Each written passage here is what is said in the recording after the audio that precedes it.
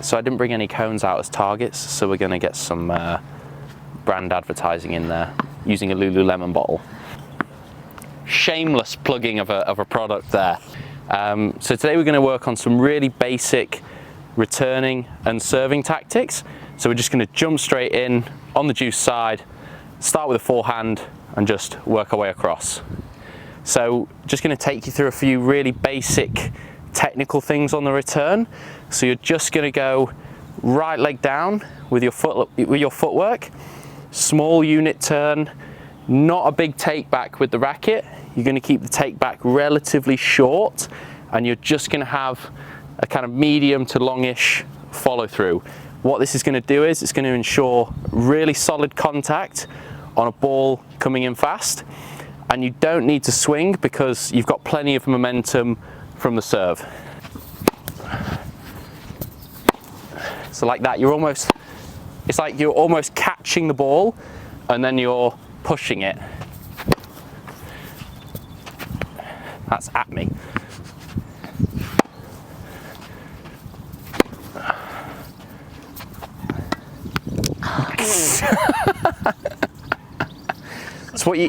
That's what you get when you get it wrong. The limelight I get is handling Sean's balls, honestly. Really? There we go. Again. So it's that very short before swing, and then it's longer afterwards. And the reason why it's important to have a shorter backswing is to keep the good contact, keep the control, and make sure that you're not overhitting. Like I say, you're going to get plenty of power from the guy serving, okay? So we're just going to do a few more of those. See, it's just almost catching it on the racket.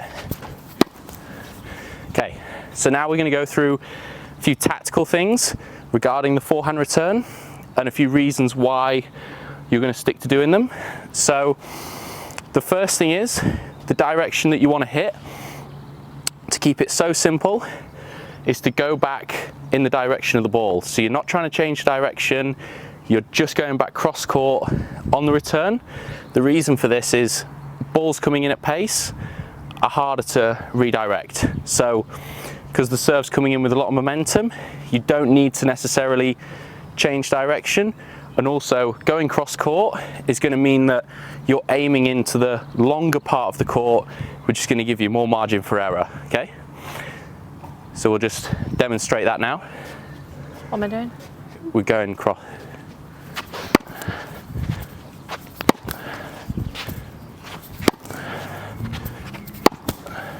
Okay, all these returns going cross court. There's another really important reason why I always aim cross court on returns, and that's because if I catch it slightly late, then it either goes middle or it goes down the line. Whereas if I aim down the line, then if I catch it late, if the ball comes in quicker than I'm expecting, it shoots off, then I'm going to miss that return just wide. So I find it really important to try and aim cross court because it gives you that margin for error. If you're slightly late, then you're going to go down the middle or down the line anyway. So I find it really important to try and stick to doing that. One other thing, mentally, while you're aiming cross court, the decision is already made in your mind, so that when the serve comes in, you're just purely reacting and following that action. Whereas if you're kind of deciding where to go, it can create a bit of doubt, and then it adds that thinking time in to when you're actually returning. So what you want to do is almost have the decisions pre-made, so that'll eliminate that slight bit of doubt and possibly even nerves that you're going to have on the return. So yeah, let's do some more. So if my quality on the return is good enough cross court, then by quality what I mean is if I get the ball deep enough, or if I get my opponent on the stretch enough, then hopefully I'm going to be getting a ball around the middle of the court area. And if I've got them on the stretch in the forehand corner, then that opens up the space into their backhand corner or the ad side. So we're just going to do a little quick drill to demonstrate that. So Ella's going to feed me a return, and then she's going to feed me a ball around the middle of the court, and I'm just going to move on and take it on. Okay, ready? Oh. Just like that. And because you've already created the space from the return, then you don't actually need to hit the ball too hard into the other corner.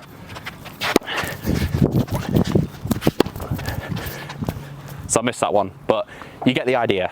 So we're going to give it one more go, and then we're going to move on to the backhand side. Oh, we can edit that one out.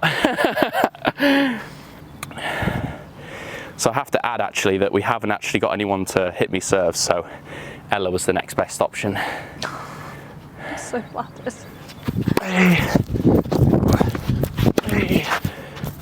Ah, that couldn't have gone any better. Right, so now we're going to move on to the backhand side. So we're dealing with serves that are coming down the tee. So now we're going to be working on the backhand return. Again, like the forehand, Honestly. keep it quite short on the backswing. No need to, again, add loads of pace. Just there's fine. So no need to add loads of pace. You're going to get momentum from the serve. So all you have to do is get your body behind it, left leg down, short-ish backswing with a medium to long follow through. And this time we're going to aim into the opponent's backhand corner.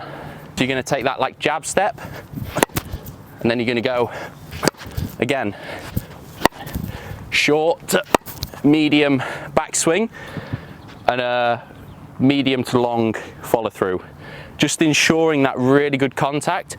Again, you don't need to wind up and generate loads of power. You just need to have good contact because the momentum from the serve is going to give you enough power anyway. So you just have to redirect it. Okay, ready?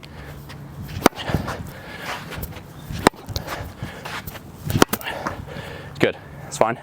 The reason why we're going into the backhand corner is because that is the natural path of the ball. So the ball comes down here, and we're going to go there into the backhand corner. And then what that actually does is as well, it limits your opponent's options. So if you hit it well enough, it's risky for them to go back down the line. They're going to have to go cross court. They're going to have to go back into your backhand. So you can almost be a little bit more predictive of where they're going to hit the ball by going there. Whereas if you were aiming for their forehand side and didn't quite get it away from them, that gives them the angle to then go back behind you, and they've already created this space. So that's why it's important to try and go for their backhand.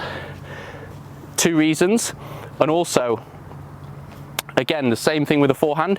If I catch it slightly late, then I'm either going middle to their forehand side.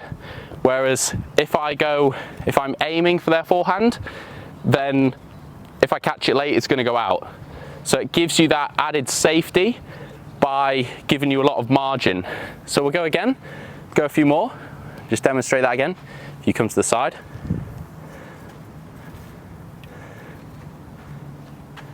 We go. Again. Really. Like that. Okay.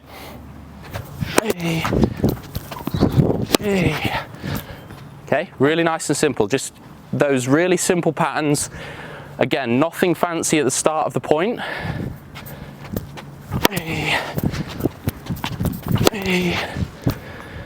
Easy. Go one more. The last 2 balls. Are you ready? Yep. So if you hit the return well enough, you're hoping that your opponent drops a little bit of depth, then you can step up and capitalize. You can even move around and take it on the forehand, take it early, take a backhand. You can go into the other corner if it's on, but it's just that idea of using your return to put them in a difficult situation where it only gives them one real option. If they then go down the line off that ball, if you've hit it well enough, it's a risky shot for them. They might miss it. So if they're smart, they'll go back to your backhand, and then you can try and take control of the rally from there. Honestly, being a Pilates princess is hard enough. I've done my work today. I think, yeah, this is what you actually spend half the time doing, just picking up balls and dealing with your hysterical girlfriend, if you have one. I am not hysterical. Hysterical. You can even hear it in the voice. I'm not hysterical. Right, no other content's going to have this on YouTube. What, you being hysterical? I'm actually really calm. I'm really chilled out. Yeah. She learnt from her brothers. Right, so we're going to go on to the other side. So, ow! Oh, here we go. No. Here we go. No. Come on. What are you going to run? Come on, run for the camera. Come on. Let me have a moving target. Let me show them how good I am. Right, come on. So we've just finished returning from the juice side. We've done forehand, backhand, all really basic stuff, all really easy things you can stick to. And I know that people are probably thinking that, okay, if you go into the forehand side every time from the forehand return, it gets predictable, etc. I know that, but this is something really good to stick to. It's building the base of your game so that if things aren't like going amazing, then you can always be consistent, hard to beat, and it's something in the pressure situations that you can that you can really stick to, and it helps to set in patterns. So the decision making is just natural. You know, it looks natural. There's no like hesitation. Nerves become less of a factor, or you deal with them better. So that's why it's really important to have these set in. The thing that I would say is, yes, you can go into the backhand corner from the forehand side if the ball is there to hit. If you know you can make it, if that's your opponent's weak side, yeah, you can go in there. But this is just to add that consistency to your game. It's just to have things that are going to make you feel more comfortable and be more effective in the long run. Okay, should we go backhand side? Should we go? We'll return from the ad side. That's what it's called, the ad side. Okay. So we're going to start. Can you move the ball? To where? The other side again, where it was. Getting Ella to work. I'm impossible. watching you. Come on, run. No, I'm worried you're going to hit me with a ball. This is a 10-minute video. It probably takes about 2 hours to make, just because Ella walks so slowly. Watch, look.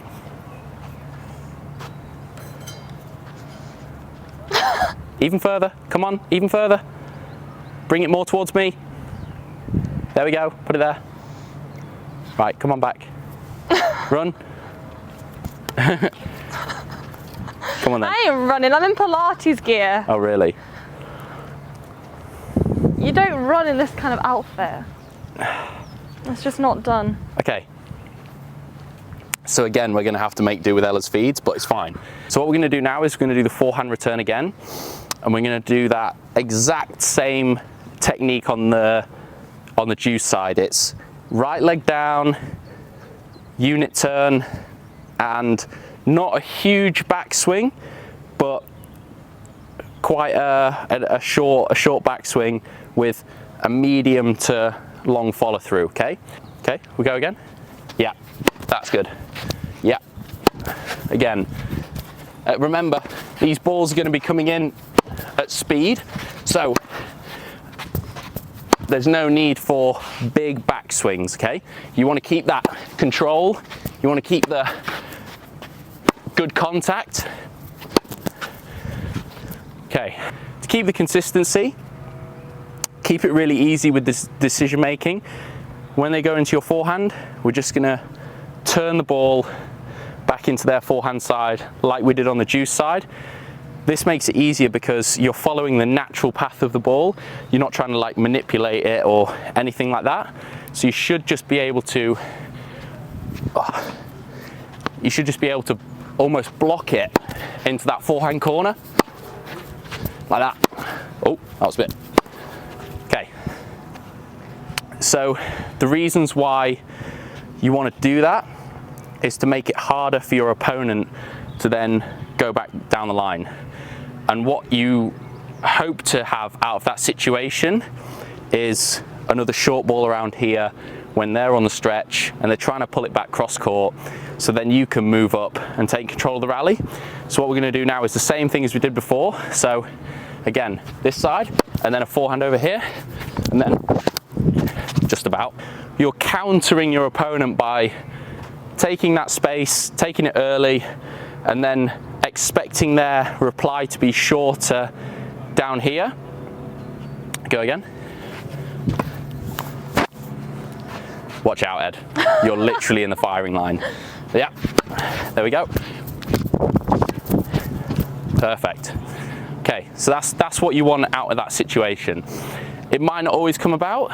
What might happen is you hit the forehand into that corner and then they hit the forehand back cross, which again, you're still in a good position. What you don't want is, you don't want to drop the ball short or onto the backhand side, because then that opens you up for, they can go back to your backhand here, or they can then go to your forehand and then you're on the run.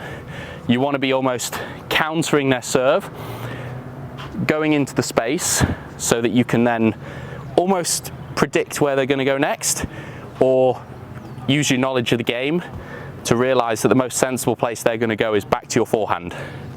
Okay, we'll go one more. Good. Okay, now we're going to go onto the backhand side, exactly the same as the juice side, with the technique. That shorter take back, jab step with the left leg. Do I just move this? No, it's fine. The jab step with the left leg, and a medium to long follow through. I'm not going to hit you. You've said that many times. I'm not going to hit you on purpose.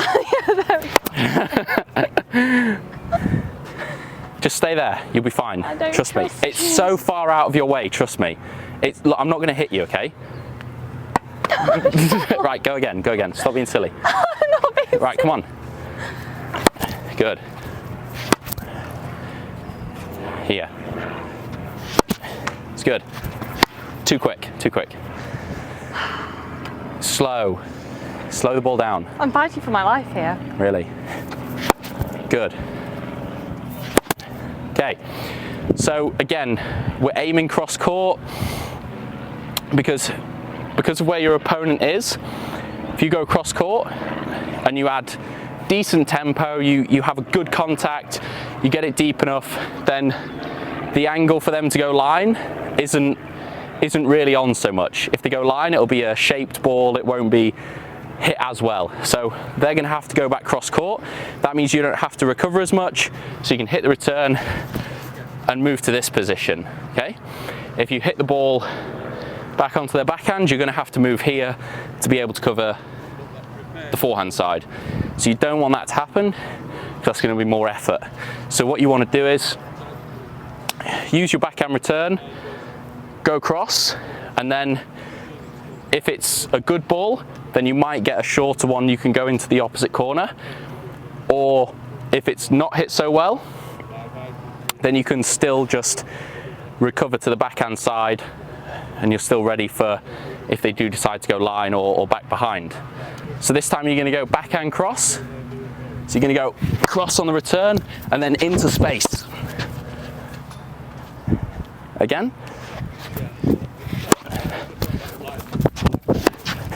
Yeah. So it's all really basic stuff. It's all like really simple, but again, when you're in these tight moments in matches, when you're unsure of what to do, like, this is the easiest thing to stick to. And it just makes sense because you're always hitting into the longer part of the court. You're always going back to where the ball is coming from. So you're not changing direction, you're not manipulating the ball when the ball's coming at speed. So it's lower risk. So you're making high percentage, you're probably hitting better ball quality. And then you're also setting up your next shot. And with the added tips on the technique as well, it should be more repeatable, should be more consistent. So overall, your returning game should have changed like quite a bit. And then you can add, don't get me wrong, you can add bits onto this. So you can occasionally go up the line. You can then use your slice more. So if I just demonstrate, if that ball comes in, if your opponent is liking the pace, then you can slow it down. You can use the slice cross court. Bring your opponent in a little bit, like change their hitting zone. You can do all this while sticking to hitting to the same places. So this is why it's really, really important to have these patterns kind of set out, so that then you can also add the little bits of variety if you need to. Should we go again? Ooh, that was close. Okay, so the next section we're going to do is a bit on the second serve, like really quick, just to finish off. It's pretty much the exact same thing, but what you're going to try and do is you're going to try and take more of an aggressive court position, just because the second serve on average, it's not going to be as quick, it's going to sit up a little bit more. Yeah, that's good. So you're going to try and take up that court space. So I'm not hitting the ball any harder. You're just going to try and, oh, look at that, I got it. Smoked it.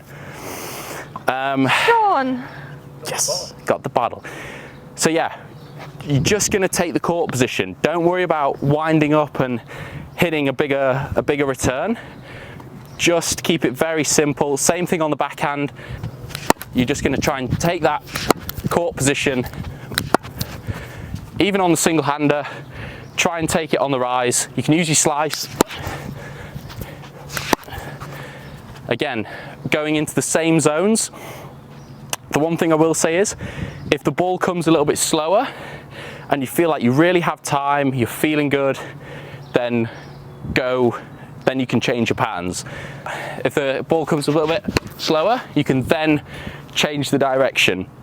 If it's coming in quite hot, there's a lot of spin, then again, just stick to your patterns.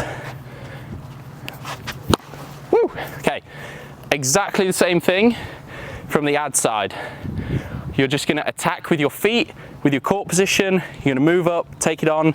Again, you don't have to hit the ball too hard. Just going to move the basket. There we go. You don't have to hit the ball too hard. You just have to take it early, get a good contact. Like I say, don't have to wind up and nail it. Go again. Sorry, where am I going? Backhand. Actually, no, forehand, sorry. Ah! But bring it this way. You're going to make me drop all my balls. Oh, really? Really? You're going to make me drop my So balls. from here, Drop. again, attacking, forehand here. Again, attacking with the feet. Taking it on, because the second serve usually comes with a little bit less heat.